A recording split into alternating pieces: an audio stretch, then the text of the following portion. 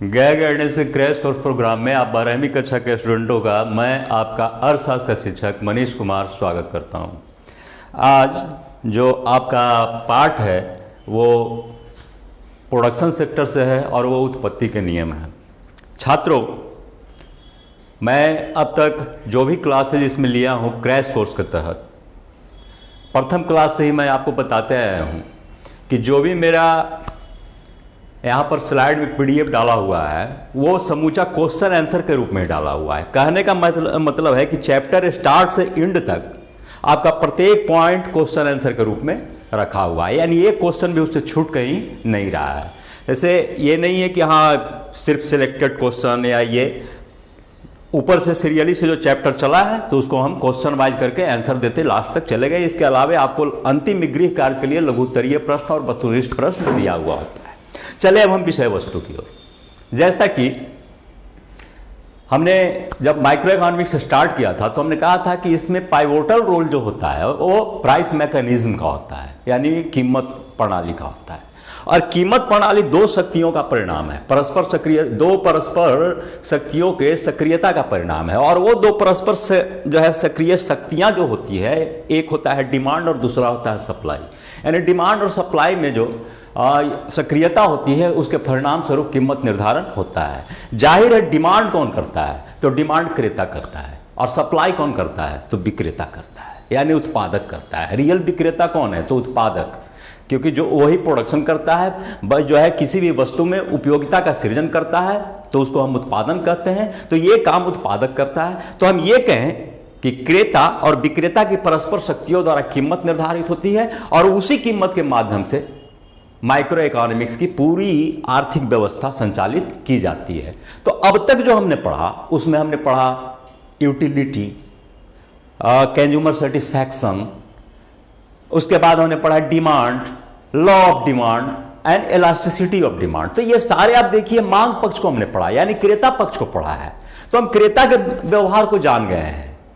अब हमको जानना है विक्रेता के व्यवहार को, और विक्रेता के व्यवहार को जानने के लिए हमको उत्पादन प्रक्रिया को पढ़ना पड़ेगा, क्योंकि उत्पादन से ही सप्लाई शुरू होती है। उत्पादन होगा नहीं तो सप्लाई होगा कहां से। तो हम उत्पादन पढ़ते हैं और उत्पादन को दो पार्ट में हमने बांट दिया है।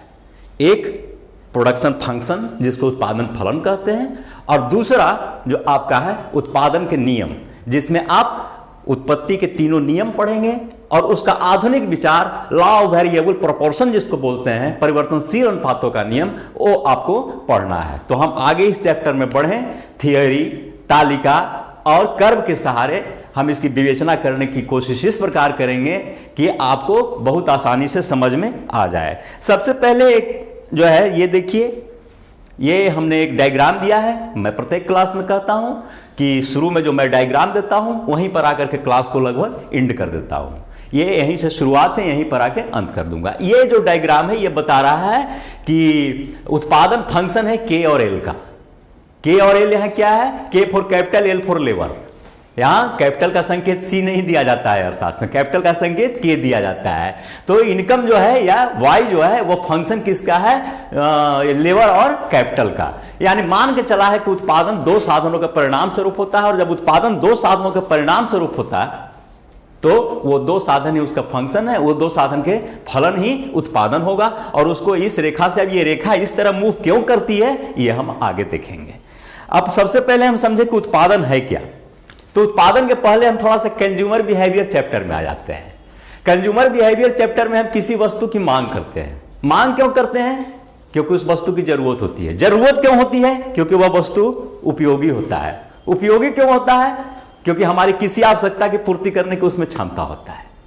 तो जाहिर बात है कि उपयोगिता के चलते, हमारी आवश्यकता के चलते वस्तु की मांग होती है जो उपयोगी होता है। तो उस वस्तु की पूर्ति करने वाला कोई होना चाहिए। तो जब उस वस्तु की पूर्ति उत्पादन के माध्यम से होता है, तो उत्पादन के माध्यम से जो वस्तु की पूर्ति होती है वो वस्तु हम क्यों लेते हैं, क्योंकि उसमें उपयोगिता है। तो हमने तो उपयोगिता पर आधारित वस्तु ले ली जिसमें उपयोगिता निहित है, लेकिन उस वस्तु का उत्पादन करने वाला क्या कहलाएगा, वो तो यही कहलाएगा ना कि उसने उपयोगिता का सृजन किया। हमने उपयोगिता का उपभोग किया, उसने उपयोगिता का सृजन किया। अर्थात उत्पादन का मतलब क्या है, किसी वस्तु में उपयोगिता का सृजन करना ही उत्पादन कहलाता है। अब उसके इस संदर्भ में आप देखिए, हमको गेहूं की आवश्यकता है तो किसान जो है ये गेहूं का उत्पादन करते हैं, और चूंकि इसमें हमारी भूख की तृप्ति जो है, उसकी भूख की तृप्ति करने की क्षमता है, यानी हमारी आवश्यकता को संतुष्ट करने की क्षमता है, जिसको हम उपयोगिता कहते हैं। अतः इस गेहूं में हम जो है सच मायने में कहें तो उपयोगिता का सृजन हो रहा है, अतः यह उत्पादन कहलाएगा। अब हम आगे बढ़ते हैं, यह ध्यान देते हैं कुछ परिभाषा इस संदर्भ में दिया गया है उत्पादन के संदर्भ में। इस परिभाषा को आप शब्द से याद कर लीजिएगा, एक आध परिभाषा भी याद रहेगा, आपको एग्जाम में लिखने में दिक्कत नहीं होगी। इसमें है कि उत्पादन वह प्रक्रिया है जिसमें वस्तुओं में उपयोगिता का सृजन, मैंने जो कहा वही चीज है। वस्तु के मूल्य में वृद्धि करना भी उत्पादन है। इसको थोड़ा सा आप समझ लीजिए 1 मिनट में। वस्तु के मूल्य में वृद्धि करना भी उत्पादन है। अब हम मान लेते हैं कि किसान कपास उग जाता है, तो उसके पहले कपास क्या था? बीज के रूप में था। बीज के रूप में कपास की उतनी कीमत नहीं थी, लेकिन जब कपास तैयार हो गया तो उस कपास की कीमत बढ़ गई। बीज के रूप में यदि हम 100 रुपए का लिए थे, तो जब कपास उत्पादन किए तो वो 100 रुपए का बीज जब कपास के रूप में तैयार हुआ तो 1000 रुपए का हो गया, तो 900 रुपया वो किसान उत्पादन किया ना। अब उस कपास को हम दे दिए धागे मिल वाले को, तो जब धागा बनाया तो 2000 में वो धागा बिकने लगा। तो अब क्या हुआ? 1000 से बढ़ के कीमत हो गई 2000। ये 1000 उत्पादन किसने किया? तो धागा मिल वाला किया। तो इस तरह से हम क्या देख रहे हैं कि उत्पादन एक तरह से वैल्यू एडेड सिस्टम है, और इसी के आधार पर जो है वैल्यू एडेड टैक्स भी तय किया गया। तो ये वैल्यू एडेड सिस्टम है, यानी हर बार मूल्य में वृद्धि होती है। जो जितना मूल्य वृद्धि करता है वह उतना ही उत्पादन करता है।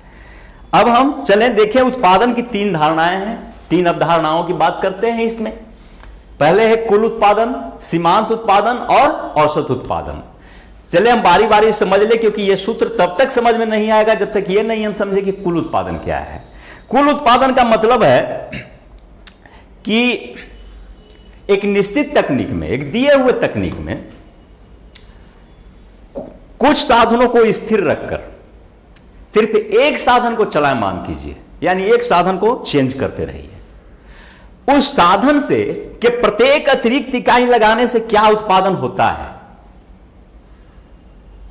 उन सारे उत्पादनों को जोड़ दीजिए, उसको हम कहेंगे कुल उत्पादन। जैसे मान लीजिए उत्पादन के 2 साधन आप यहां ले लीजिए, श्रम और पूंजी।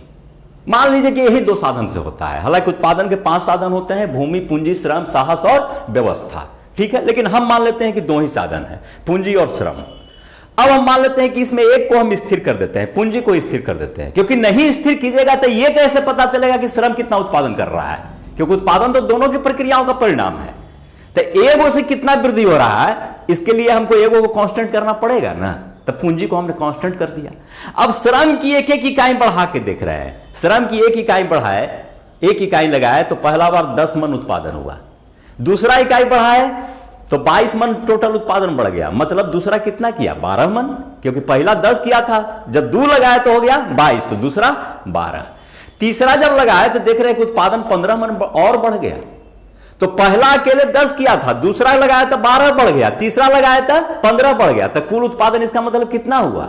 10 जोड़ 12 जोड़ 15, यानी प्रत्येक अतिरिक्त इकाई से जो हमको उत्पादन प्राप्त हो रहा है सबको हम योग कर दे रहे हैं, तबे ना कुल उत्पादन आ रहा है। तो यही चीज यहां है, लिखा हुआ है परिभाषा में, आप ये देख सकते हैं। किसी साधन द्वारा कुल उत्पाद का मतलब अन्य साधनों को स्थिर रखते हुए उस एक खास साधन से एक निश्चित समय में उत्पादित की गई वस्तुओं एवं सेवाओं की कुल मात्रा है। यहां वही चीज किया है, एल तथा के 2 साधन है जिसमें के को स्थिर कर दिया है, और इस प्रकार निष्कर्ष क्या निकलते हैं कि y यदि कुल उत्पादन है तो y is the function of L and K where K is constant. K के ऊपर कांस्टेंट का चिन्ह हमने दे दिया है, क्योंकि अब ये फंक्शन किसका ही सिर्फ रह जाएगा? L का, क्योंकि K तो एक नियत मात्रा लगा दिया है, ठीक है।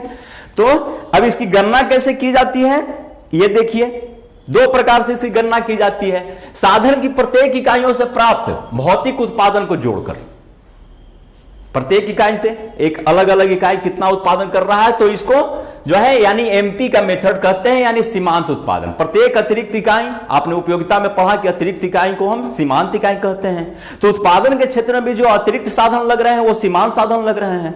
तो अतिरिक्त साधन जो उत्पादन करेंगे उसको हम सीमांत उत्पादन कहेंगे। यानी सारे सीमांत उत्पादनों को हम जोड़ दें तो हमारा जो है कुल उत्पादन निकल जाएगा। दूसरा क्या है कि औसत भौतिक उत्पादन को, अब मान लेते हैं कि 5 श्रमिक मिलकर के 50 मन उत्पादन किए, तो औसत उत्पादन कितना हुआ? 10।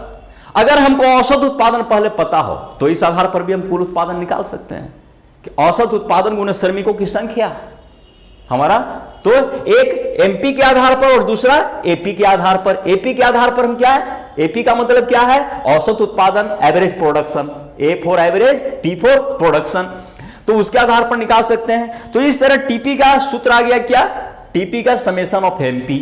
समेशन ऑफ एमपी माने सारे मार्जिनल प्रोडक्टिविटी को जोड़ करके, ऐसे शुद्ध भाषा में, सही भाषा में, बिल्कुल अर्थशास्त्र की भाषा में बोलते हैं मार्जिनल फिजिकल प्रोडक्शन, एमपीपी। ठीक है, लेकिन हम एमपी से काम चलाते हैं, आपका एग्जाम में भी एमपी से ही आएगा, एमपीपी बहुत कम आता है। ठीक है, तो हम टीपी बराबर समेशन ऑफ एमपी, यानी सारे अतिरिक्त इकाइयों द्वारा जो उत्पादन है उसको जोड़ देते हैं। और या दूसरा क्या निकला था एपी के आधार पर कि हम औसत उत्पादन में श्रमिकों की संख्या से भागा दे दिए थे, तो औसत उत्पादन का क्या होगा? एवरेज प्रोडक्शन, यानी AP, AP into N number of labours. ठीक है, यानी श्रमिकों की संख्या। तो अब ये क्या हुआ, चाहे आप एमपी से निकालिए या एपी से, निकल तो रहा है टीपी ही, तो आप लिख सकते हैं TP is equal to summation of MP is equal to AP into N, जहां एन साधन की इकाइयां हैं। अब हम औसत उत्पादन की बात करते हैं। औसत उत्पादन बहुत ही इजी है, अभी इसको कुल उत्पादन में ही आप पढ़ लिए हैं। कुल उत्पादन में साधनों की संख्या से भाग दे दीजिए, यानी टीपी बटे एन, टोटल प्रोडक्शन बटे श्रमिकों की संख्या, एपी बराबर टीपी बटे एन। अब सीमांत उत्पादन को हम देखते हैं, ये क्या है? अन्य साधन को स्थिर रखते हुए एक साधन को बढ़ा दीजिए या घटा दीजिए, इससे जो उत्पादन में अंतर आएगा वो सीमांत उत्पादन कहलाएगा। मान लेते हैं कि आप 10 लेबर से प्रोडक्शन कर रहे थे, 10 लेबर से 50 क्विंटल अनाज उत्पादन हुआ, एक लेबर और लगा दिए तो उत्पादन हो गया 54 क्विंटल। इसका मतलब है कि एक बढ़ाने से अंतर कितना पड़ गया? 54 माइनस 50, पहले 50 हो रहा था, अब 54। तो सीमांत उत्पादन, वो अतिरिक्त लेबर जो आया वो कितना उत्पादन किया है? 4 क्विंटल, तो सीमांत उत्पादन हो गया 4। ये बढ़ा देने पर हुआ। अगर हम घटा देते हैं, 10 से 9 कर देते हैं, तो 50 से घट के यदि 45 हो जाता है, तो इसका मतलब था कि 10वां लेबर सीमांत लेबर है और वो उत्पादन कर रहा था 5 क्विंटल। तो एक बढ़ा दे चाहे एक घटा दे, इससे जो उत्पादन में अंतर पड़ता है उसको हम सीमांत उत्पादन कहते हैं। ठीक है, और इस आधार पर इसका एक सूत्र आता है जो ये नीचे वाला देखिए, एमपी बराबर TPN minus TPN minus 1। TPN क्या है? 10 लेबर लगाए थे तो एन बराबर 10 हो जाएगा, टीपी 10। ठीक है, माइनस टीपी 10 माइनस 1, एक घटा दीजिए यानी 9, यानी TPN minus TP 9, 50 minus 45 is equal to 5। दूसरा सूत्र निकल के आता है कि एमपी बराबर डेल्टा टीपी बटे डेल्टा एन, यानी total production, changes in total production बटा changes in number of labours. तो ये श्रमिकों की संख्या में परिवर्तन, तो टीपी में चेंज कितना हुआ? आप सोच सकते हैं कि 50 था से घट के 45 हो गया, तो चेंज कितना होगा? तो 5। लेबर में चेंज 10 से घट के 9 यानी 1, तो 5 बटा 1 यहां भी आएगा, तो इससे भी हमारा आंसर 5 ही आता है। अब ऊपर वाला तालिका को आप देख लीजिए, अब ये बिल्कुल आपके समझ में आ जाएगा कि ये कैसे ये तय किया गया था। ये सूत्र को देखिए, अब वही चीज हमने यहां रख दिया है, टीपी बराबर समेशन ऑफ एपी और टीपी बराबर एपी इंटू एन, बिल्कुल आगे है दिया हुआ। एमपी बराबर TP N minus TP N minus 1, या एमपी बराबर डेल्टा टीपी बटे डेल्टा एन, फिर एपी बराबर टीपी बटे एन, यहां एन बराबर साधन की इकाइयां। ये जो है उत्पादन की अवधारणाएं जो है, ये आपका अकेले लघु उत्तरीय में भी आ सकता है, आप ध्यान दीजिएगा। ये पूछ देगा कि उत्पादन की कितनी अवधारणाएं हैं, लिखें, तो इसको इसी तरह से लिख दीजिए। और बाकी तो ये दीर्घोत्तरीय का प्रश्न है ही कि जो है उत्पादन क्या है और उत्पादन की कितनी अवधारणाएं हैं, उसके तहत ये इसको तो बीच में देना होगा ही। अब हम देखते हैं एक अन्य कड़ी में आते हैं कि कुल उत्पादन ये देखिए एक तालिका एवं रेखा चित्र से, ये क्वेश्चन है आपका दीर्घ उत्तरीय, एक तालिका एवं रेखा चित्र से कुल उत्पादन, औसत उत्पादन और सीमांत उत्पादन निकालें। ये ध्यान दीजिए यहां पर कुल उत्पादन, औसत उत्पादन और सीमांत उत्पादन निकालना है तालिका एवं रेखा चित्र से। तो हम एक तरफ श्रम की इकाई रख लेते हैं, दूसरे तरफ कुल उत्पादन रख लेते हैं। हम क्या देखते हैं कि 0 श्रमिक था तो 0 उत्पादन, श्रमिक की संख्या 1 हुई तो 20, 2 हुई तो 50, 3 हुई तो 90, 4 हुई तो 120, यानी श्रमिक बढ़ाते जा रहे हैं, उत्पादन बढ़ते चला जा रहा है। यह ध्यान देना है कि एक आपका साधन के जो है वो कांस्टेंट है, के फॉर कैपिटल कांस्टेंट है। अब इस आधार पर आप सीमांत उत्पादन पहले निकाल लीजिए। तो सीमांत उत्पादन के लिए क्या कीजिएगा, चेंज कितना हुआ एक अतिरिक्त लेबर लगाने से। तो पहला से 20 था कुल उत्पादन, तो चूंकि अभी कोई अतिरिक्त और नहीं लगा है, यही फर्स्ट है और यही लास्ट है, तो यही मार्जिनल यूनिट भी रहेगी। तो सीमांत भी 20 और औसत के लिए टीपी में लेबर की संख्या से भाग देंगे तो 20/1 बराबर ये भी 20। शुरू में ये तीनों 20 रहेगा, सेकेंड में 50 हो जाता है कुल उत्पादन बढ़ के, यानी बढ़ा कितना 20 में 30, यानी ये दूसरा लेबर जो आया वो 30 क्विंटल उत्पादन बढ़ा दिया।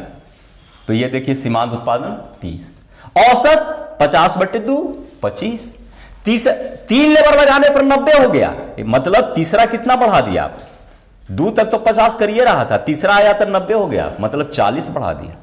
तो सीमांत उत्पादन 40 और औसत उत्पादन 90/3। इस तरह से हम निकाल लेते हैं। निकालने के क्रम में हम एक देख रहे हैं यहां पर कि एपी और एमपी का जो स्थिति है उसमें एमपी देखिए तेजी से बढ़ता है और तेजी से घटता है, और एपी धीमे बढ़ता है और धीमे घटता है। तेजी से बढ़ता है, तेजी से घटता है, तो तेजी से बढ़ा, तेजी से घटा, धीमे बढ़ा, धीमे घटा, यानी पहले ऊपर जाता है फिर नीचे, दोनों चाहे एमपी रहे या एपी रहे, दोनों ऊपर नीचे होता है। तो ऐसी अवस्था में हम क्या कहेंगे कि एमपी और एपी अंग्रेजी के उल्टे यू आकार की होगी, ऊपर जाएगा नीचे आएंगे, तो ग्राफ पर वो क्या होगा, अंग्रेजी के उल्टे यू आकार में ये आएंगे। अब हम यहां पर ध्यान दें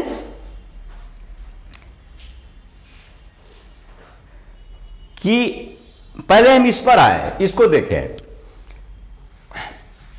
इसमें भी टीपी एमपी और जो है आपका टीपी एपी और एमपी निकाला हुआ है। यहां एमपी के लिए जो है डेल्टा टीपी बटे एन का प्रयोग करें तो ये ध्यान दीजिए कैसे आता है, इसको पहले समझ लीजिए तब वो आसानी से समझ में आ जाएगा। अब ये देखिए हम पहली इकाई पर एमपी निकाल रहे हैं, तो पहली इकाई पर यहां एमपी देखिए ये कितना आ रहा है 10, ठीक है। अब इसको हम डेल्टा टीपी बटे एन करते हैं, तो डेल्टा टीपी बटे एन करते हैं तो 10, तो 10 कितना से बढ़ के हुआ, ये देखिए 0 से बढ़ के 10, तो अंतर कितना का आया 10 का, और एन तो 0 से 1, यानी लेबर में भी 1 का अंतर और टोटल प्रोडक्शन में 1 का अंतर, तो 10/1। नेक्स्ट में हम देखते हैं डेल्टा टीपी बटे एन करते हैं तो 12, और यहां 1 से बढ़ के 2 तो 12/2, इस तरह से यह निकल जाता है। फिर टीपी के लिए समेशन ऑफ एमपी प्रयोग करें। हम मान लेते हैं कि 5 यूनिट पर हम टोटल टीपी जानना चाह रहे हैं, तो टोटल टीपी आपका 55 यहां आ रहा है। अब समेशन ऑफ एमपी से हम निकालना चाह रहे हैं, तो समेशन ऑफ एमपी का मतलब है कि टोटल जो है मार्जिनल प्रोडक्शन को जोड़ देते हैं, टोटल मार्जिनल प्रोडक्शन को, यानी 10 जोड़ 12 जोड़ 16 जोड़ 12 जोड़ 5, इसको आप जोड़िएगा तो 55 निश्चित तौर पे आएगा। तो हम दोनों स्थिति में देख रहे हैं कि हमारा रिजल्ट सही आ रहा है, ये देखिए 55 है ना। और टीपी के लिए एपी इंटू एन प्रयोग करते हैं, तो एपी इंटू एन चाहे कहीं भी प्रयोग कर लीजिए, मान लेते हैं कि लास्टे पर, तो एपी कितना है ये ध्यान दीजिए, एपी 11 आ रहा है, और एपी इंटू एन करते हैं तो 11 इंटू 5 बराबर 55। हम ये कहेंगे कि आपका जो है चाहे समेशन ऑफ एमपी कीजिए चाहे एमपी इंटू एन कीजिए, दोनों से हमारा रिजल्ट 55 आ रहा है। अगर दूसरे यूनिट पर निकालना चाहें तो 11 दूना 22, ठीक है। तो चाहे हम समेशन ऑफ एमपी कर दे 10 जोड़ 12 22, दोनों तरह से हमारा यही आएगा। अब हम जो है इसको ये जो एमपी और एपी और टीपी का रिलेशनशिप है, इसको हम एक रेखा चित्र से देखें तो ज्यादा बेटर समझ में आएगा। चले हम इसके लिए बोर्ड पर,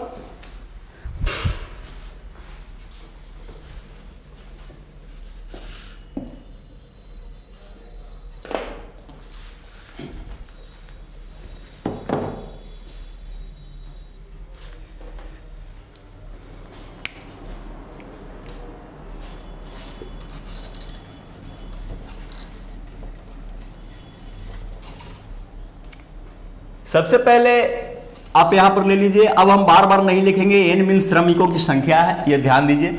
एक हम कॉलम बनाए टीपी का, और दूसरा कॉलम हम बना रहे हैं एमपी का, और तीसरा कॉलम हम बना रहे हैं एपी का। बिल्कुल इसको इसी तरह समझने की कोशिश कीजिए। अब मान लेते हैं कि हम जीरो लेबर लगाए हैं, तो जीरो लेबर लगाए तो ये कोई प्रोडक्शन ही नहीं होगा, क्योंकि लेबर मेरा कुछ भी नहीं है। क्योंकि क्या है, इसमें ध्यान देना है कि उत्पादन फलन तभी कार्य करता है जब जितने भी उत्पादन के साधन है तो यदि एक भी शून्य होता है तो उत्पादन फलन कार्य नहीं करेंगे। तो ये जीरो है। एमपी भी यहां पर कुछ नहीं होगा, अभी एपी भी कुछ नहीं। जैसे ही हम एक लेबर लगाते हैं, मेरा टीपी आ जाता है 20। ठीक, अब अगर टीपी 20 आता है तो यही फर्स्ट एंड लास्ट अभी है, तो मार्जिनल यही है, तो एमपी भी यही होगा और एपी भी यही होगा। सेकंड लगाते हैं तो ये ध्यान दीजिए, ये 50 है, तो 50 है तो 30 बढ़ा तो यहां 30 हो जाएगा, और 50/2 तो ये हो जाएगा 25, एपी बराबर। थर्ड लगाते हैं तो इसको जो है 90 होता है, तो 90 होता है तो एमपी कितना हो जाएगा 40, और एपी कितना हो जाएगा 30। फोर्थ लगाते हैं तो ये 120, तो 120 है तो 30 की बढ़ोतरी हुई तो एमपी हो जाएगा 30, और 120/4 एपी हो जाएगा 30। 5 पर लगाते हैं तो 5 पर ये आता है 140, तो अंतर कितना का पड़ा 20 का, तो ये मार्जिनल प्रोडक्शन 20 हो जाएगा, और 140/5 एवरेज प्रोडक्शन 28 होगा। और छठे पर 150 है, तो 150 है तो ये अंतर पड़ा 10 का, तो मार्जिनल प्रोडक्शन 10 होगा, और 150/6 यानी 25 हो जाएगा एवरेज प्रोडक्शन। सातवें पर हम आते हैं तो 154 है, तो अंतर पड़ा 4 का, इसलिए मार्जिनल प्रोडक्शन 4 होगा, और जो है आपका एवरेज प्रोडक्शन यहां पर आ जाएगा 22। अब इसको एक डायग्राम से देखिए कि ये इसका डायग्राम क्या होगा। ये डायग्राम बनाने का तरीका है, आपको बनाने में गड़बड़ी हो जाती है, क्योंकि आप क्या करना चाहते हैं कि ये प्रदर्शित करना चाहते हैं कि सर जैसे बनाए हैं उसका हूबहू नकल करें। नकल नहीं आप कर सकते हैं, आपका हैंड स्पीड ऐसा होना चाहिए कि अपने आप वो डायग्राम आपका तैयार हो जाए, ये ध्यान दीजिए। अब इसमें देखिए इसको तैयार करने का तरीका क्या है। सबसे पहले जो है आप एक टीपी बनाइए, टीपी के लिए लीजिए।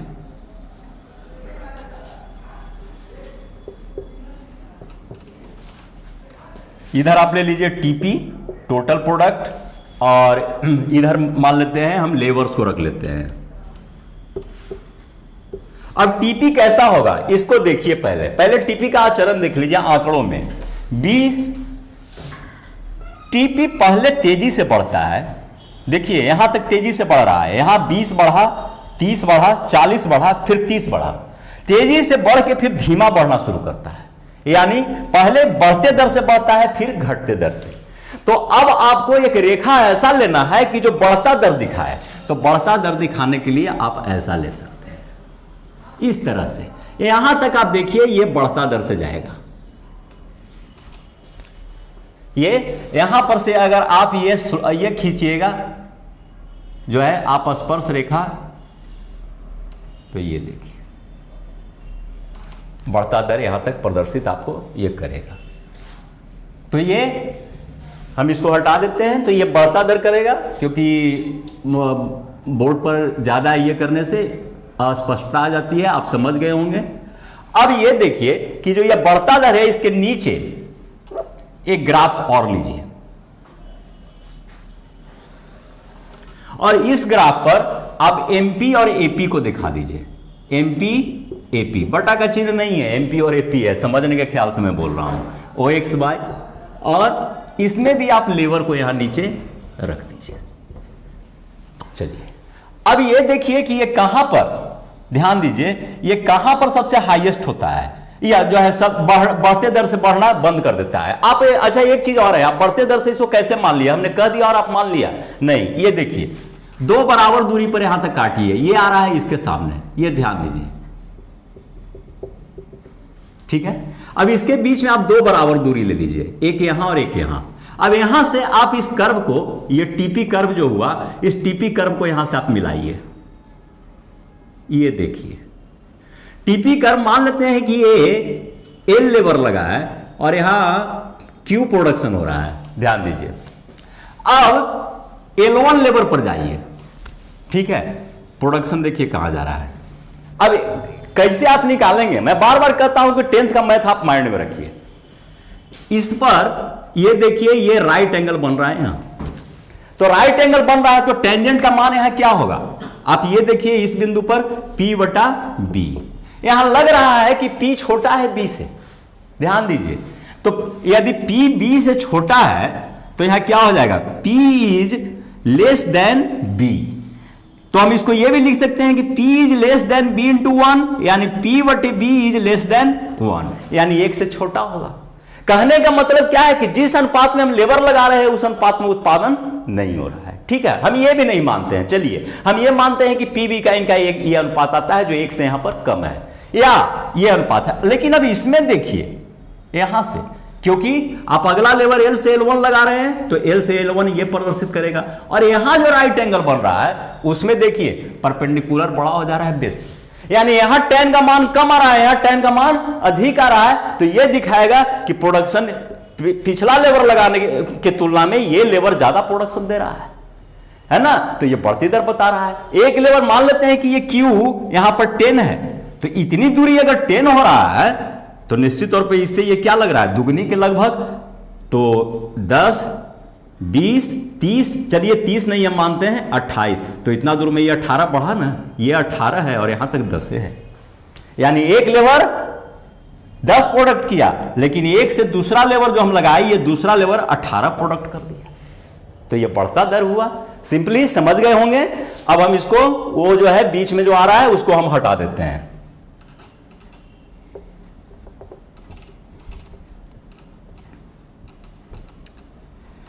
अब जहां पर यह बढ़ता दर समाप्त होता है, यानी यहां से, क्योंकि इसके बाद आप यह ध्यान दीजिए कि ग्राफ आपका कैसे मूव करता है। इसके बाद आपका ग्राफ ऐसे मूव कर रहा है, यह बढ़ता दर नहीं होगा, यह बढ़ तो जरूर रहा है लेकिन घटते दर से। ये देखिए एक लेबर लिए यहां प्रोडक्शन हुआ, इतनी ही दूरी पर दूसरा लेबर लिए तो यहां प्रोडक्शन आ गया। देखिए पहला कितना प्रोडक्शन किया, यहां तक अगर 5 मानते हैं तो यहां से यहां दूरी ज्यादा से ज्यादा आप 7 मान सकते हैं, यानी इस बीच की जो दूरी है वो 2 ही के बराबर न रह गया, तो ये 2 ही प्रोडक्शन ने किया।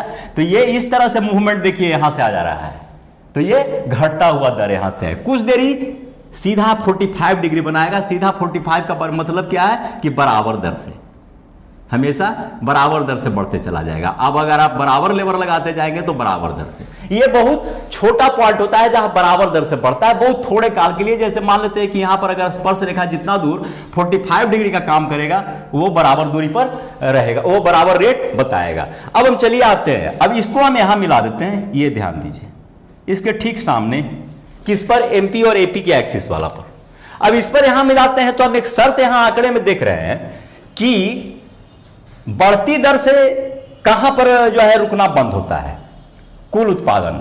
तो बढ़ती दर से रुकना वहां बंद होता है। देखिए 50, यहां पर 20 बढ़ा, 30 बढ़ा, यहां 40 बढ़ा और यहां फिर 30 बढ़ रहा है, यानी बढ़ती दर से बढ़ना यही ना रुक गया 90 पर।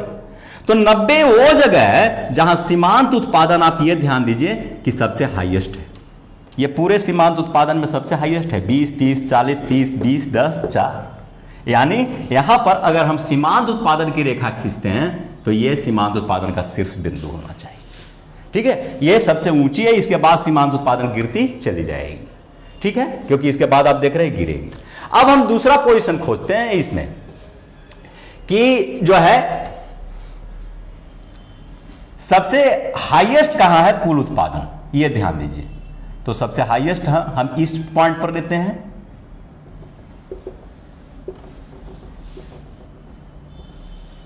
चलिए अब यह देखिए कि जहां सीमांत उत्पादन सबसे हाई, यह जो है कुल उत्पादन सबसे हाईएस्ट होगा, वहां सीमांत उत्पादन क्या होगा। तो आप 8वां यूनिट इसमें बढ़ा दीजिए, घटते चला रहा है। 8वां यूनिट जब हम बढ़ा रहे हैं तो ये क्या रह रहा है, मान लेते हैं कि ये अब नहीं बढ़ता है। तो नहीं बढ़ता है तो इसका मतलब है कि 0, सीमांत उत्पादन 0 है तभी तो नहीं बढ़ता है। अब इसमें अगर हम भाग देते हैं तो औसत उत्पादन निकल के आता है 8 1 और 8 9 72 और 2 8 दूना 19.2 से कुछ ज्यादा। रिजल्ट हमारा क्या निकला, टोटल प्रोडक्शन सबसे हाईएस्ट वहां होता है जहां सीमांत उत्पादन 0 हो जाता है। ओके, अगर इससे भी आगे बढ़ाएंगे तब तो ऋणात्मक जाएगा ना। तो आप पूछेंगे कि ऋणात्मक कैसे जाएगा 9वां इकाई पर। तो अब तो उत्पादन बढ़ नहीं रहा है, लेकिन जो एक्स्ट्रा लेबर लगा है वो अपना भरण पोषण कहां से करेगा, इसी उत्पादन में से ना। तो एक तरह से 154 क्विंटल जो उत्पादन हुआ था इसमें से 2 क्विंटल ये एक्स्ट्रा लेबर उपभोग कर जाता है, तो हमारा बचा 152 है ना, तो नेगेटिव चला गया, -2 ये प्रोडक्शन कर रहा है। बात समझ में आ गई होगी। अब इसको हम इस तरह से लेते हैं, तो टीपी सबसे हाईएस्ट वहां है जहां एमपी 0 है, तो एमपी को यहां 0 कर दीजिए, ये हो गया आपका एमपी, और 0 के बाद ऋणात्मक, यानी ये कहां जाएगा, माइनस बाई एक्सिस। ठीक है, अब हम देखें ये और थोड़ा यू शेप लेता है, आप ढंग से बनाएंगे। चलिए अब हम देखते हैं कि एमपी एपी की क्या स्थिति होगी। तो अब आप इसमें देखिए कि एपी कहां बराबर होती है, ये जगह पर 30-30, और यहां पर कांस्टेंट थोड़ा होता है 30-40-30, यानी उठना फिर यहां, ठीक है, इस तरह से ये आपका जहां पर आप ये कहें कि ये 30-40-30, तो ये इस तरह से होगा एपी। आप क्या देख रहे हैं, एमपी तेजी से गिरती है, एपी धीरे गिरती है। एमपी तेजी से उठती है और तेजी से गिरती है, एमपी धीमी उठती है और धीमी गिरती है। अब इसमें आपका जो है रिलेशनशिप यही आ रहा है कि इसमें एपी को आप देखिए तो एपी को एमपी ऊपर से गिरते हुए काटती है। ठीक है, तो हम समझते हैं, इस ग्राफ से आप इसको समझ गए होंगे। अब इससे कुछ रिलेशनशिप क्या निकल रहा है, यह ध्यान दीजिए कि जब तक एमपी धनात्मक रहता है, जब तक एमपी धनात्मक है, ये देखिए एमपी धनात्मक है, तब तक टीपी बढ़ते चला जा रहा है। ठीक है, फिर जब एमपी 0 होता है, जब एमपी 0 होता है तो टीपी सर्वोच्च होता है। एमपी 0 होता है, एमपी 0, टीपी सर्वोच्च है। अब अगर एमपी ऋणात्मक हो जाता है तो टीपी वहां से गिरने लगती है। ये देखिए मैंने यहां झुका दिया है, ये गिर रहा है क्योंकि यहां ये हाईएस्ट था, है ना। तो कब ये गिरा, जब एमपी ऋणात्मक हुई तब ना। जब एमपी ऋणात्मक होता है तो टीपी वहां से गिरने लगती है। अब नेक्स्ट हम देखें कुल उत्पादन और सीमांत उत्पादन में संबंध को हम देख लेते हैं कि ये संबंध क्या है। तो आप इसी रेखा पर आप देख सकते हो कुल उत्पादन और सीमांत उत्पादन में संबंध। जब तक सीमांत उत्पादन बढ़ता है कुल उत्पादन बढ़ते जाता है। ठीक है, जब तक सीमांत उत्पादन बढ़ता है कुल उत्पादन बढ़ती दर से बढ़ता है। सीमांत उत्पादन देखिए बढ़ रहा है 20, 30, 40, देखिए कुल उत्पादन बढ़ती दर से बढ़ रहा है। पहला बार में 20 बढ़ा, फिर 30 बढ़ा, फिर 40 बढ़ा। जब सीमांत उत्पादन घटता है तो कुल उत्पादन बढ़ता तो है लेकिन गिरती दर से। सीमांत उत्पादन घट रहा है, 40 से घट के 30 आया, 30 से घट के 20 आया। देखिए कुल उत्पादन बढ़ रहा है, 90 से 120 आया, 120 से 140, बढ़ तो रहा है लेकिन घटती दर से बढ़ रहा है, क्योंकि 90 के बाद बढ़ा 30, फिर यहां 120 के बाद बढ़ा 20, 140 के बाद बढ़ा 10, यानी घटती दर से। जब सीमांत उत्पादन 0 होता है तो कुल उत्पादन सर्वाधिक होता है, और जब सीमांत उत्पादन ऋणात्मक होता है तो कुल उत्पादन घटने लगता है। इसको हम आपको बता चुके हैं। अब ये देखिए यहां पर एक नया चीज आ रहा है कि औसत उत्पादन और सीमांत उत्पादन में क्या संबंध है, इस चीज को आप समझिए। इसके लिए फिर से एक तालिका और एक रेखा चित्र लेते हैं।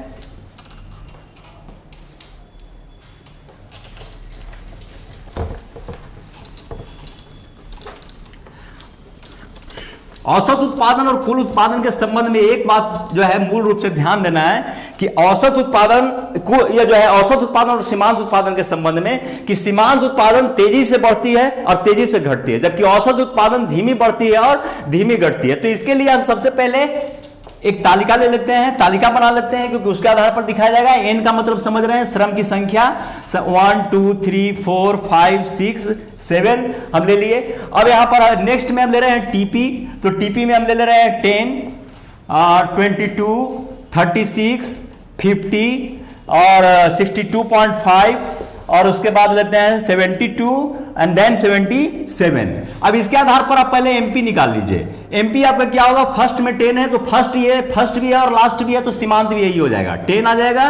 22 यानी 10 से 22 हुआ, 12 बढ़ा, सीमांत उत्पादन 12 आ जाएगा। 22 से 36 14, 36 से 50 14, 50 से ये 12.5 बढ़ेगा। इसके बाद आपका ये आ रहा है जहां पर 62.5 ये से 72, तो ये आपका आ रहा है 11.5, और ये 72 से 77, तो यहां पर आपका आ जाएगा 72 से 77 5, 62, 62.5 और 62.5 से 72, तो ये 9.5 यहां होगा, 9.5 और उसके बाद 72, 77, तो ये हो जाएगा 5। अब देखिए इसके आधार पर आप एमपी को ले लीजिए, तो एमपी के लिए क्या करेंगे, टीपी भागा एन, तो ये हो जाएगा 10, 11, 12, 12.5 और इसके बाद आपका 12.5 और ये 12 और इसके बाद 11। चलिए ये आपका आ गया। अब ये आने के बाद आप देखिए कि इन दोनों के बीच में क्या रिलेशनशिप आ रहा है, ये ध्यान दीजिए। इसमें एक चीज देखिएगा कि एमपी जब तक एपी से ऊपर रहता है एपी बढ़ते जाता है। ध्यान दीजिए, एमपी जब तक एपी से ऊपर रहता है, यहां तक देखिए ऊपर है, एमपी ध्यान दीजिए यहां तक पर हर कड़ी पर एमपी से ज्यादा है या एपी से ज्यादा है एमपी। यहां तक 12.5 है तो एमपी कितना है 12.5, 12.5 है तो कितना है 14, 12 है तो 14। हमने क्या कहा, जब तक एमपी ऊपर रहेगा एपी को भी ऊपर खींचता रहेगा और जहां पर एमपी नीचे आएगा वहां से एपी को भी गिराने लगेगा। मूल यही रिलेशनशिप है और इस रिलेशनशिप के आधार पर आप ये डायग्राम ले सकते हैं। इधर हम लेवर रख दें और इधर हम रख दें एमपी और एपी, तो आपका ये एमपी होगा और ये एपी होगा। आप इस कर्व में सीधा देख सकते हैं कि जब तक एमपी ऊपर है, देखिए ये एमपी ऊपर है, तब तक देखिए एपी भी चढ़ रही है, तब तक एपी चढ़ती जा रही है। और जब ही इस बिंदु के बाद एमपी एपी से नीचे आया एपी भी गिरने लगी यहां से। ये टॉप पॉइंट है, टॉप फॉर एपी, एपी के लिए ये चरम बिंदु है जहां पर एमपी उसको गिरते हुए काटती है, क्योंकि गिरते हुए काटना अब जो है बिल्कुल निश्चित है, क्योंकि जब तक ये ऊपर रहेगी तो ये तो चढ़ता रहेगा, जब ये इससे नीचे आएगी तबे ना ये गिरने लगेगा, तो इससे नीचे आने के क्रम में इसको काटेगी। इसका मतलब है कि एपी के शीर्ष पे ही काटेगी हमेशा, कहीं इधर उधर गलती से ये नहीं काट सकते, ये रॉन्ग मेथड होगा, ये नहीं हो सकता है। जब भी होगा तो शीर्ष से ही काटेगी। बहुत सारे बुक्स में भी हम कहीं देख लेते हैं कि साइड से कहीं काट के निकाल देता है, कहीं इस साइड से काट के निकाल देता है, और स्टूडेंट तो अक्सर गलती करते हैं। आप सोच के देखिए, बिल्कुल जब भी काटेगा तो शीर्ष से ही काटेगा, क्योंकि रिलेशनशिप ही वही बनता है।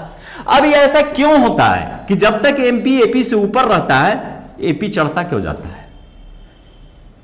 आप सोच के देखिए इसमें कि मान लेते हैं कि जो है 4 क्रिकेट खिलाड़ी हैं, चारों मिलकर के 200 रन बनाए, 5वां क्रिकेट खिलाड़ी आया उस 60 रन बना दिया। चलिए अब इसको थोड़ा देर के लिए इग्नोर करते हैं। चारों मिलकर 200 रन बनाए तो औसत कितना आ गया, एवरेज रन कितना आ गया, 200/4 यानी 50। ओके, 5वां आया वो 60 बना दिया, तो 60 बना दिया, तब टोटल रन कितना हो गया 260। 260 का औसत कितना होगा, तो 260 का औसत हो जाएगा आपका 25 और 5 दूना 10, 52। यह आप देखिए पुरानी औसत हमारा था 50, यानी हम क्या कहें एपी मेरा था 50, यहां एपी की जगह पर क्या है एवरेज रन, एपी 50 था। नया जो मार्जिनल आया वो एपी से ऊपर है तो एपी को भी ऊपर खींच दिया। पुराना एपी मेरा 50, नया जो लेबर आया या नया जो क्रिकेट खिलाड़ी आया वो 60 रन बनाया, तो पुराने औसत से ज्यादा ना बना दिया। तो जब पुराने औसत से ज्यादा बना दिया तो नया जो औसत इसको जोड़ने के बाद निकला वो पुराने औसत से ज्यादा निकला, अर्थात एपी को ऊपर खींच देगा। अगर यही क्रिकेट खिलाड़ी 5वां जो आता वो 40 बनाता, तब आप देखिए क्या हो जाता है, तब हो जाता है टोटल 240/40। ठीक है, ये इसमें 200 है तो 240 बटे यहां पर आ जाता 5, क्योंकि पहले 4 था, तो अब ये कट के कितना आ जाएगा 5 के 20 और 5 8 40। अब यहां ध्यान दीजिए कि शुरू वाला औसत कितना था 50, नया खिलाड़ी आया वो कितना बनाया, तो वो बनाया आपको 40, यानी पुराने औसत से कम, यानी एपी से नीचे वो आया सो बनाया। तो जब पुराने औसत से कम बनाया तो इनको जोड़ने के बाद जो नया औसत निकला वो पुराने औसत से कम निकला, क्योंकि पुराना औसत 50 था, नया औसत 48। तो ये नया आने वाला अगर पुराने औसत से कम बनाता है, कहने का मतलब क्या है कि यदि एपी से एमपी नीचे हो जाता है, ठीक है, नया जो है मार्जिनल नीचे होता है, तो वो एपी को भी घटा देता है। एपी को घटाया कि नहीं, 50 से 48 कर दिया। एपी क्या था 50, नया जो आया उसका एमपी कितना था 40, पुराने एपी से एमपी कमा, तो देखिए एपी को भी घटा के 50 से 48 कर दिया। तो पुराने एमपी से जो है, पुराने एपी से यहां एमपी कमा, तो यहां एपी को भी नीचे की ओर सरका दिया, घटा दिया। यानी यहां जो मान होगा उससे ये मान छोटा ही आएगा ना एपी का। तो हम समझते हैं कि ये क्लियर हो गए होंगे आप। अब इसमें कुछ रिलेशनशिप है, रिलेशनशिप को आप देख लीजिए। रिलेशनशिप लगभग बता ही दिए हैं, उसमें यही ध्यान रखना है कि एपी को जो है एपी को शीर्ष से काटेगा। अब हम देखें उत्पादन फलन और उसकी विशेषताओं को समझने की कोशिश करते हैं। उत्पादन फलन है क्या?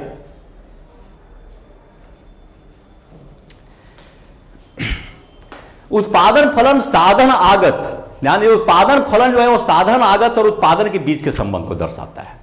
साधन आगत क्या है? उत्पादन के साधन। उत्पादन के साधन यानी भूमि, पूंजी, श्रम, साहस एवं व्यवस्था, कच्चे माल वगैरह उसमें सारे आ जाएंगे, क्योंकि ये कच्चे माल वगैरह है, ये इसी में से किसी न किसी का पार्ट है, और खासकर भूमि के पार्ट है, क्योंकि अर्थशास्त्र में भूमि का अभिप्राय तमाम प्राकृतिक संसाधनों से होता है, तो ये सारा इसी में है। तो हम इस आधार पर हम कह सकते हैं कि ये जो आगतें हैं, ये आगतें ही फंक्शन करके उत्पादन करवाते हैं, यानी उत्पादन आगतों का फलन है, इसी को हम उत्पादन फलन कहेंगे। अब उत्पादन फलन में जो विचार होता है वो मैक्सिमम का होता है। मैक्सिमम क्या है? जैसे मान लेते हैं कि दो श्रमिक, हम उत्पादन के दो श्रमिक मान लिए, दो साधन मान लिए। दो साधन में हम मान लिए कि दो श्रमिक है और एक मशीन है, वो दोनों मिलकर 20 मीटर कपड़ा तैयार करता है, उसकी मैक्सिमम क्षमता है। अगर मशीन बाय द वे कुछ खराब हो गई तो उत्पादन 15 मीटर होगा, यानी उत्पादन घट गई। लेकिन उत्पादन फंक्शन में हम इस 15 मीटर का विचार नहीं करते हैं, बल्कि मैक्सिमम का विचार करते हैं, ताकि मैक्सिमम के विचार अगर नहीं करेंगे तो आर्थिक नीतियां कैसे बनेगी? अपवाद की उसमें जगह नहीं है कि मशीन खराब हो जाए, लेबर बीमार हो जाए, ये इस बात की यहां कोई जगह नहीं होती है। यहां होता है कि साधन मैक्सिमम, साधन का मतलब यह है कुशल साधन, तो वो मैक्सिमम प्रोडक्शन की हम बात करते हैं, कुशलतम उपयोग की बात करते हैं। अब देखिए उत्पादन फलन का संबंध एक निश्चित समय से होता है, एक खास समय में। हम 10 बरस में भी उत्पादन करेंगे, उत्पादन फंक्शन नहीं कहलाएगा, या बरसों तक हम जो उत्पादन कर रहे हैं उसको जोड़ देंगे, उत्पादन फंक्शन नहीं कहलाएगा। एक लिमिट पीरियड, 1 महीना, 6 महीना, 1 साल, 5 साल, 10 साल, आप निश्चित कर दीजिए कितने दिन में जो है साधन कितना आउटपुट, कितना इनपुट दिया, जो है कितना इनपुट कितना आउटपुट दिया। आउटपुट क्या है? उत्पादन आपका हुआ, और आगते इनपुट, तो कितना इनपुट आपको है, आउटपुट दिया उसको। अब यहां पर हम देखते हैं कि जैसे पहले भी उत्पादन फंक्शन को हमने बताया था कि उत्पादन फंक्शन को हम लिख सकते हैं Q is the function of L and K।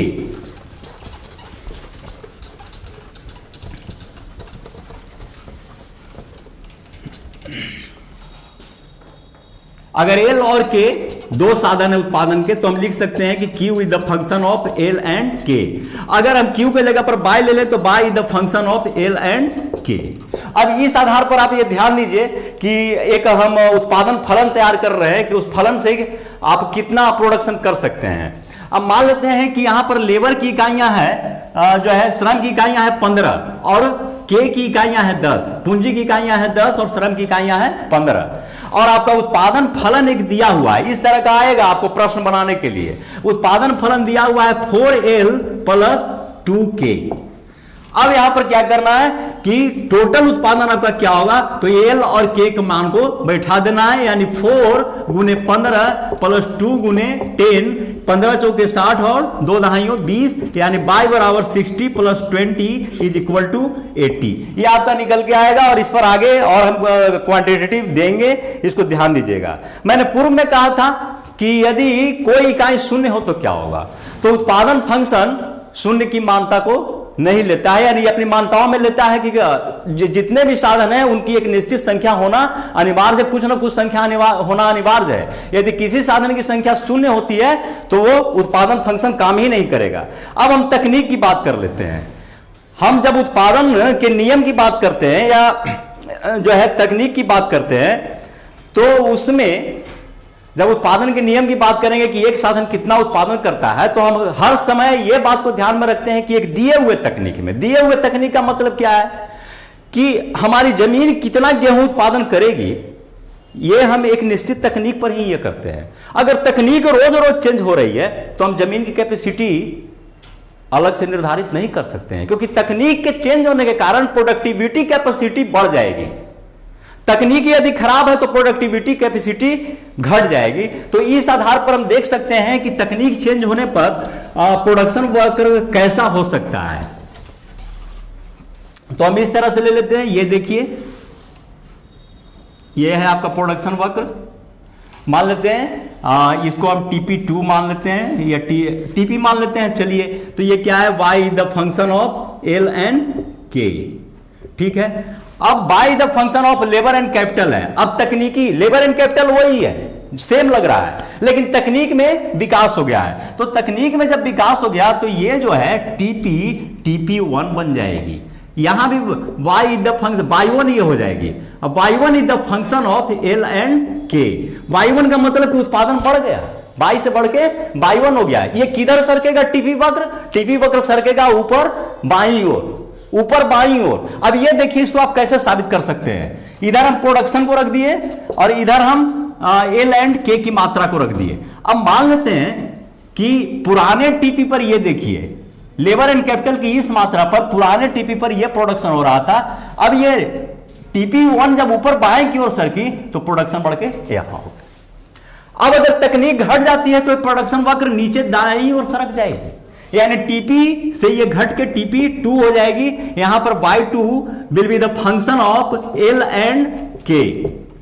Okay, अब ये जो है यहां पर नीचे की ओर आ जाती है। तो ये देखिए कि इसी उत्पाद जो साधन की इतनी ही मात्रा पर प्रोडक्शन घट के यहां से यहां चली आई। यानी ये तीनों हम क्या कहेंगे समराइज रूप में यही कहेंगे कि यदि तकनीक में उन्नयन होती है तो TP ऊपर बाईं ओर सरकती है, और तकनीक में अवनति होती है तो TP नीचे दाईं ओर सरकती है।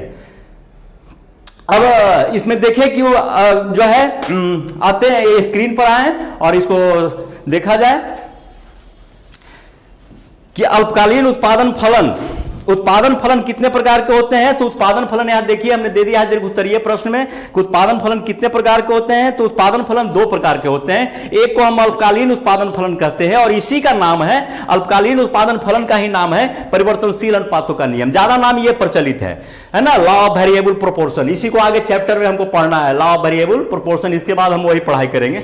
तो अल्पकाल में क्या होता है, अल्पकाल और दीर्घकाल में अंतर क्या है। अल्पकाल में सारे साधन परिवर्तनशील नहीं होते हैं, कुछ साधन परिवर्तनशील होंगे और कुछ साधन स्थिर रहेंगे। ठीक है, जैसे बड़े साधन या जैसे भूमि है, तो भूमि को हम बार बार परिवर्तित एक निश्चित काल में नहीं कर सकते हैं, लेकिन लेबर और कैपिटल है, इसमें हम चेंजेस कुछ कर सकते हैं। तो समय की कम मात्रा होने के कारण जब साधनों में परिवर्तन करना संभव नहीं हो तो वो अल्पकाल की अवस्था हो जाएगी। बहुत सारे लोग समझते हैं पीरियड से मतलब नहीं है, समय से मतलब नहीं है। मतलब यही है कि क्या आपके पास इतना अवसर है कि आप सारे साधन को चेंज कर सकते हैं। यदि सारे साधन को चेंज नहीं कर सकते हैं तो निश्चित तौर पे वो अल्पकाल की अवस्था है।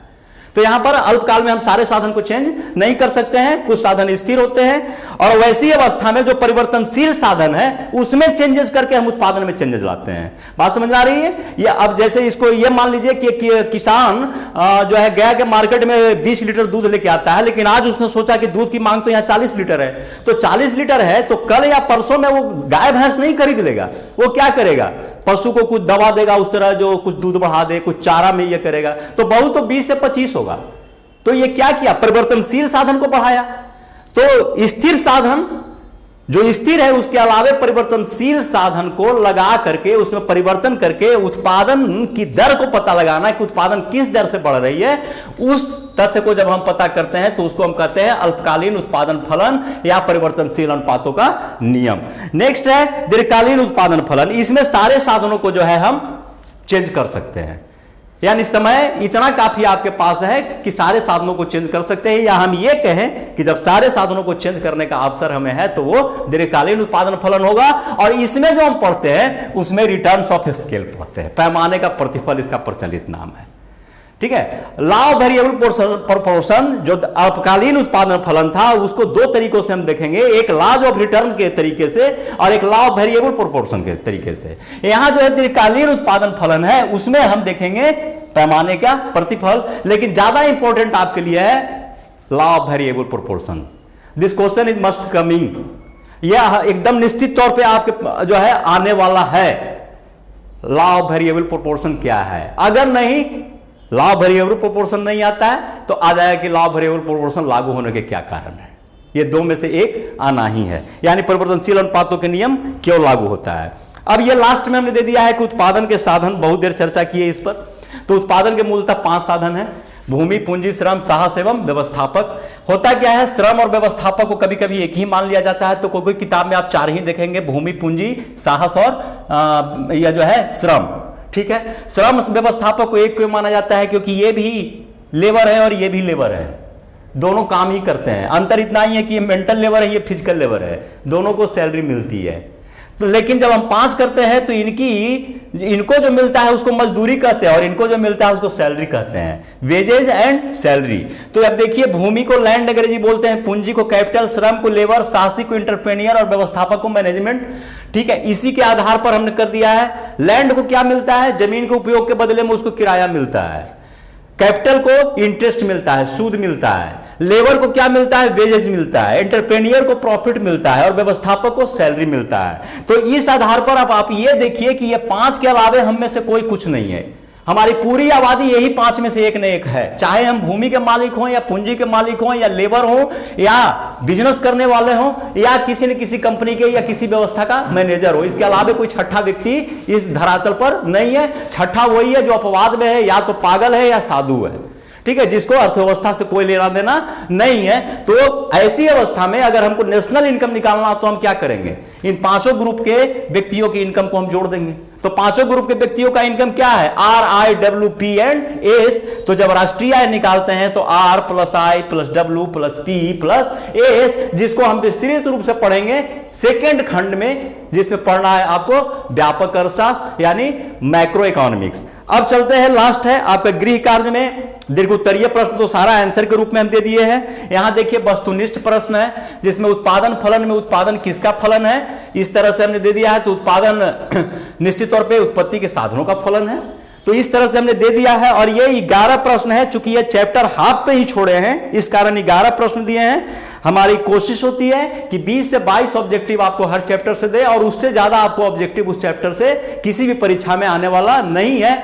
आप ही में नहीं, यहां तक कि एसएससी से लेकर के सिविल सेवा के तमाम एग्जामों में ऑब्जेक्टिव प्रश्न जो आएंगे अर्थशास्त्र में इससे ज्यादा नहीं उठेंगे थियरी पार्ट में।